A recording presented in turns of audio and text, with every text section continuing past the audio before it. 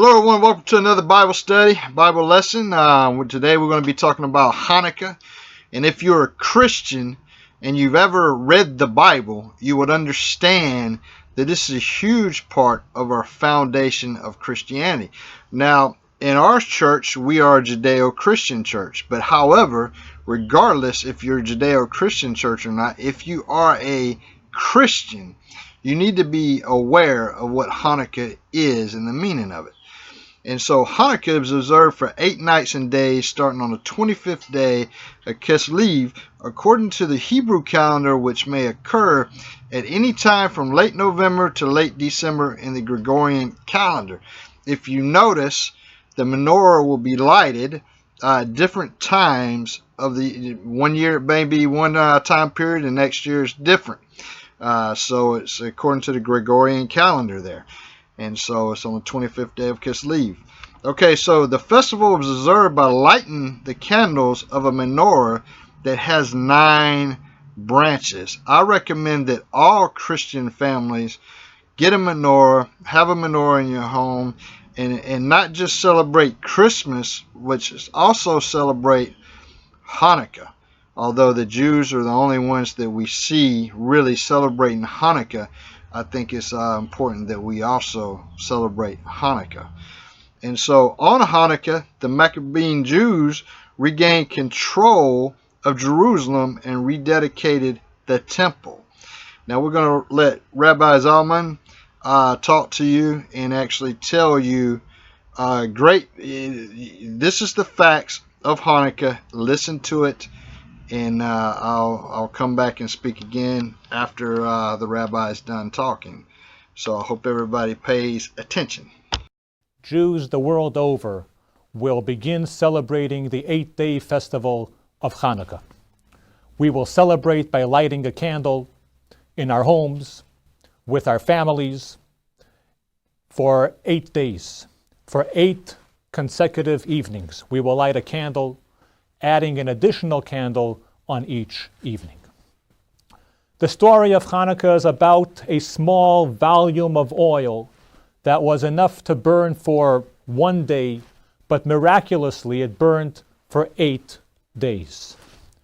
It takes us back to a time when Jews in Jerusalem lived under the Syrian Greek Empire. They lived under the reign of King Antiochus IV, a little less than 200 years before the Common Era. The practice of Jewish religion was prohibited. Observing the Jewish Sabbath, kosher dietary laws, ritual circumcision, amongst others, were strictly forbidden.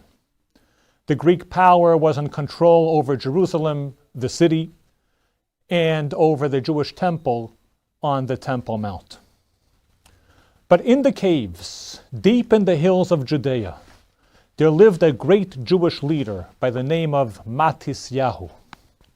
He led a small uprising against this form of Jewish oppression. He fought for the freedom of his people. And after he died, his 5 sons, under the leadership of their brother Judah, formed a small army, and they were named the Maccabees, a Hebrew term which connotes their recognition of the fact that all of their might and all of their strength originated with God Almighty. In miraculous fashion, they overwhelmed the Greek forces in battle after battle. Though they were fewer in numbers and lesser in numbers and lesser in might, they were, however, driven by a noble cause. And eventually they were able to drive the mighty Greek army out of Jerusalem, and they regained control of their temple on the Temple Mount.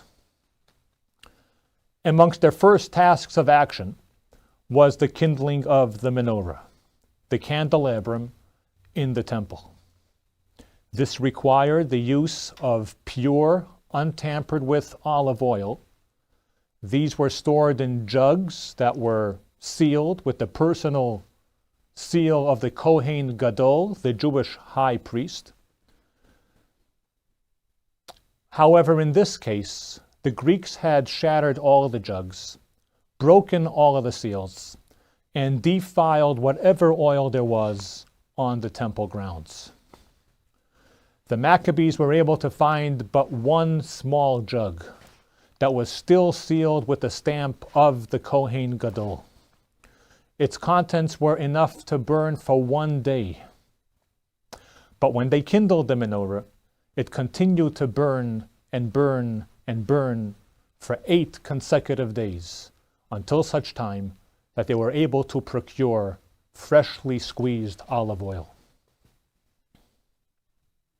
So we commemorate this great miraculous event every year by lighting candles for 8 consecutive days. We do this amidst the singing of festive Hanukkah songs, partaking in delicious Hanukkah foods, and participating in exciting Hanukkah games. The candles in the menorah are placed on the right side of the menorah. And as we increase the number of candles, we work our way from right to left, adding 1 additional candle every evening, until the 8th night when we light 8 candles. We also add 1 extra candle every night. This is called the shamash, your assistant. This is the candle you will use to light the other required candles on each respective night. The menorah is placed at a window or in a doorway in a manner, of course, that doesn't pose a fire hazard. The candles are kindled in the evening, just after nightfall. The candle lighting is introduced on the first night with the recitation of 3 blessings in Hebrew, and on every night thereafter, they're introduced with the recitation of 2 of those blessings. Now, the Hanukkah menorah is not universal in shape nor in size. Your Jewish gift shop will prove it. If you Googled Hanukkah menorahs, you will come across a large array of menorahs of all shapes and forms and sizes and of all sorts. Large and small, tall and short, wide and narrow. But there's one interesting discrepancy amongst Hanukkah menorahs that deserves some attention. And that is that while many menorahs consist of round circular branches that extend from the center stem and rise up with all of them meeting at the top, there are some menorahs that consist of straight, direct branches which extend from the center stem and again meeting at the top. This distinction is not without some intrigue. You see, there are numerous ancient Jewish writings from which it appears that the original menorah in the temple consisted of angular branches as opposed to circular branches. This was not known for many centuries until more recent times with the publication of newly found Jewish manuscripts that were not available until such time. But interestingly, this also stands in conflict with the way the temple menorah is depicted in Rome beneath the famous Arch of Titus, an arch that was constructed and sculpted to celebrate the great victories of Titus against the Jews in Judea. And many of those victories are depicted in the arch and sculpted into the arch. Amongst them is a depiction of the temple menorah as it's being taken by the Romans from the temple into captivity. And there the menorah is displayed with circular branches. I guess this Roman sculptor was not much of a Jewish scholar. Amongst some of the important features of the Hanukkah tradition is the Hanukkah dreidel. Dreidel is a Yiddish term for a 4-sided spinning top with a Hebrew letter on each of its four sides. And the four Hebrew letters stand for the Hebrew phrase, Nes Gadol Haya Sham, a great miracle took place there.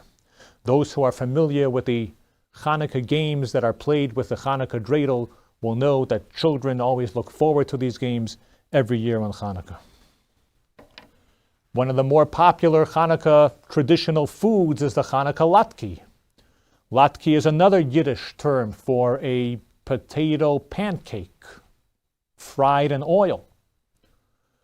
And this oftentimes oil-drenched delicacy is probably not endorsed by Weight Watchers, but it's been used by Jews throughout the years, and again to accentuate and to celebrate and to depict the miracle of the oil. But here is what I want you to understand.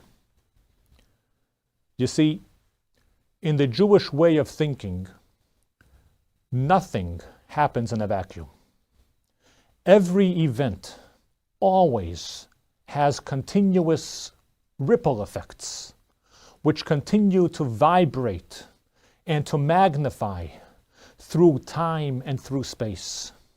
And so every year, when that date of that event recurs, it offers itself again, but with more meaning, with greater depth, and with greater energy. So every year when you celebrate the anniversary of your birthday, or the anniversary of your wedding anniversary, or whatever it may be, you get to tap into that event on a higher plane, on a higher level, and with greater clarity of the soul. So Hanukkah is not just a recurring event. Hanukkah is a brand new experience every year. Every year we get to rejuvenate with its festivity. Every year we get to materialize its message in a way that is unprecedented. And that is why no one should ever say, Hanukkah, been there, done that. And that is why I ask of you to join your Jewish brethren in celebrating this year's Hanukkah in a way that it has yet to be celebrated ever before. And at this point, I would like you to take a look at a short clip Hanukkah celebration on Westford's Town Common.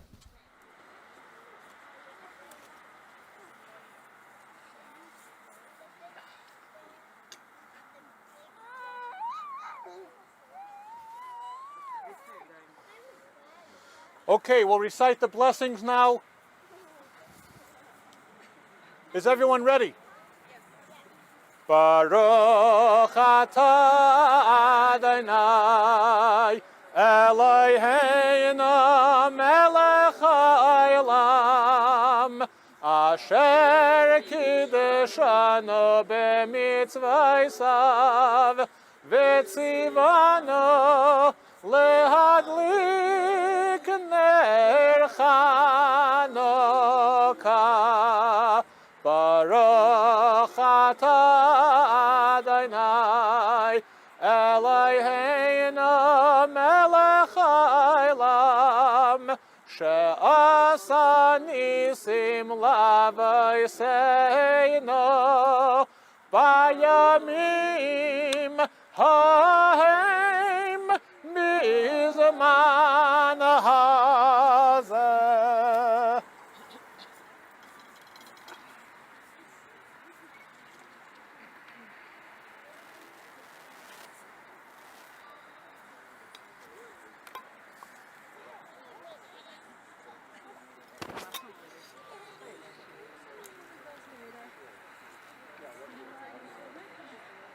I hope that you enjoyed Rabbi Zalman's education of what Hanukkah is and talking about the menorah and things of that nature. And so one of the words that he mentioned in his speech there was defiled. The oil was defiled, also for one, right?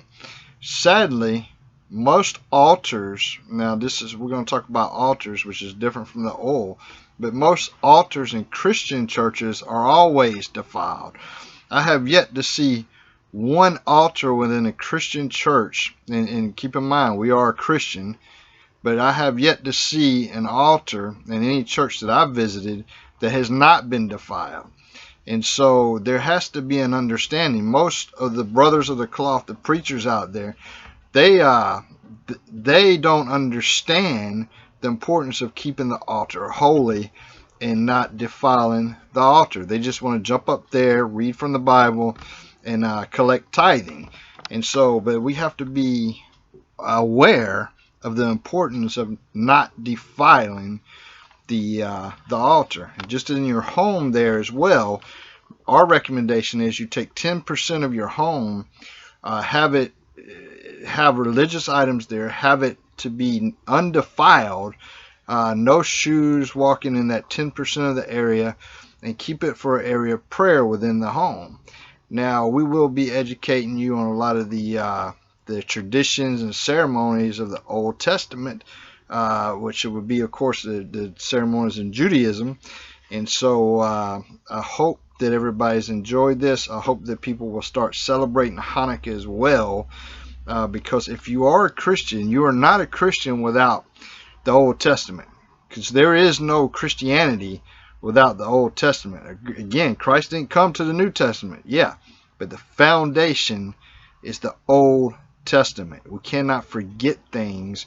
We have to remember things, and we have to honor the festivals that God and the ceremony that God actually ordained in the Old Testament as well. Now that's something that I'm talking about outside of Hanukkah, but obviously that was a miracle, the lasting of the oil, and it was meant for us to be aware of the powers of God and how one day's worth of oil could actually last for 8 days. That was definitely a miracle. So again, I'm Preacher Timothy. I'd like to thank Rabbi Zalman for that great lesson on Hanukkah. And yep, happy Hanukkah, everybody. That's it for me.